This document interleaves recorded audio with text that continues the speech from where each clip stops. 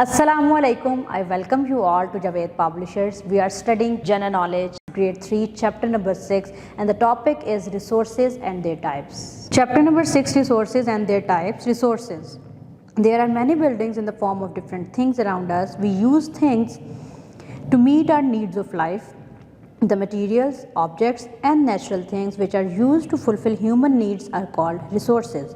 There are three types of resources: natural resources, human resources, capital resources.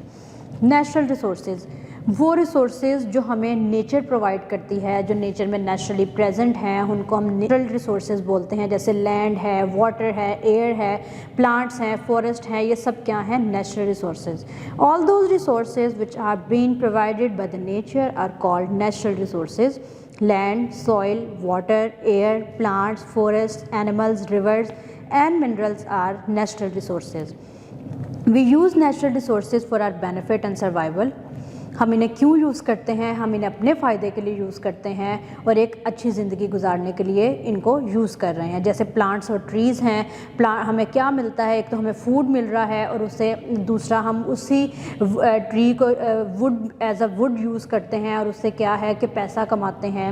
As a furniture वो use हो रही है और बहुत सी जगहों पे यूज़ हो रही है, तो उनको क्या है? हमें बेनिफिट हो रहा है। उसके बाद सन है, तो उससे क्या बेनिफिट होगा? एक तो प्लांट्स को बेनिफिट ये होगा कि वो अपनी खुराक तैयार कर रहे हैं और दूसरा हमें उससे लाइट मिल रही है, तो डायरेक्टली और इनडायरेक्टली जो है हम इस पर डिपेंड कर रहे हैं। उसके बाद ये वाटर है। वाटर किस लिए यूज़ हो रहा है? कुकिंग के लिए, ड्रिंकिंग के लिए, एग्रीकल्चरल के लिए और वॉशिंग पर्पसेस के लिए। फिर एनिमल्स जो हैं उनसे हमें मिल्क मिल रहा है, मीट मिल रहा है, एग्स मिल रहे हैं, तो ये सब क्या हैं? Natural resources. All natural resources are blessing of Allah for our survival. ये हमारे पास अल्लाह ताला की ख़ास हमारे पास नेमतें हैं। बहुत सी नेमतों से अल्लाह ताला ने हमें नवाजा हुआ है। ये किस लिए उसने हमें नेमतों से नवाजा? ताकि हम इससे फ़ायदा उठा सकें, इससे मुस्तफ़ीद हो सकें। Human resources, the people who have skills and abilities to do a particular job categorized as human resources. For example, a farmer has skills to cultivate the crops, a mason has skill to construct buildings. Thus teachers, masons, farmers, carpenters, electricians, cobblers, doctors, porters, painters, etc. are all included in human resources. These people earn money to their jobs and toils. People work to earn money to buy things they need. Capital resources. Capital resources are the things made by man such as जैसे cloth, buses, cars, trucks, computers and factories. These things are the sources of income. ये वो चीज़ें हैं जो इंसान ने ख़ुद तैयार की, जैसे कपड़ा तैयार करता है इंसान, और बसेस हमने बनाई, कार्स बनाई। टेक्नोलॉजी में इतनी डेवलपमेंट आ गई है कि ह्यूमन इतना कुछ बना चुके हैं, तो ये सब जो हैं वो कैपिटल रिसोर्सेज है। बात फिर वही है कि ये रिसोर्सेज किस लिए यूज़ हो रहे हैं? These resources are for income purpose. Relationship between natural, human and capital resources. इन्होंने यहाँ पे कोल की एग्जांपल दी हुई है। वो नेचुरल रिसोर्स है, एक मिनरल है।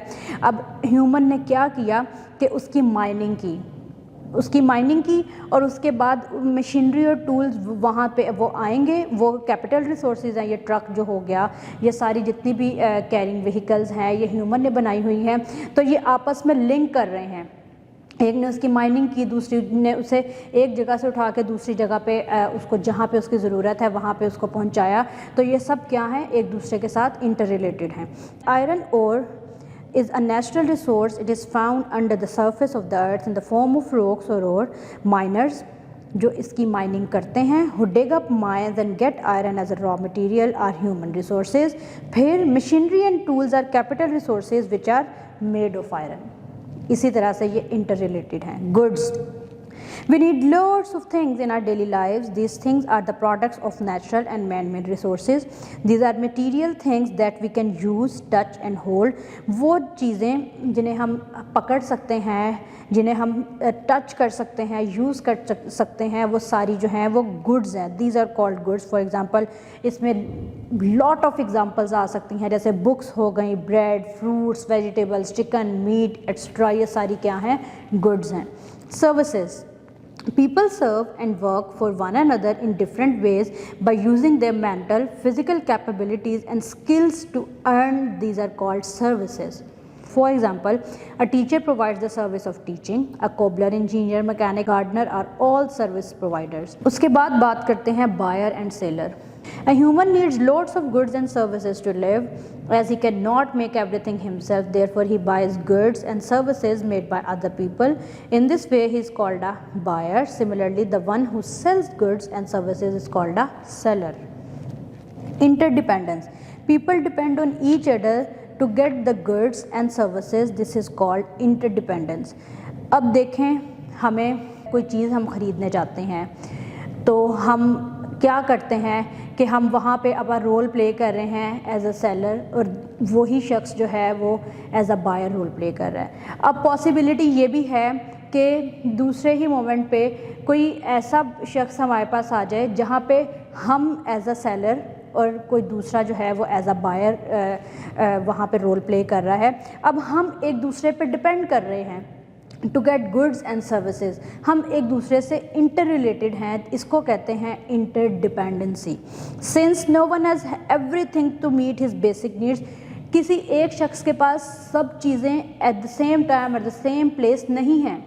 क्या आप डॉक्टर का रोल खुद प्ले कर सकते हो, टीचर का रोल खुद प्ले कर सकते हो, गार्डनर का रोल खुद प्ले कर सकते हो. एक शख्स सारे काम नहीं कर सकता. सो हम डिपेंड करते हैं फॉर गुड्स एंड सर्विसेज, जिसे हम इंटरडिपेंडेंसी का नाम देते हैं. So he depends on others to meet his requirements. For instance, a doctor cures the patient, a farmer grows the crops.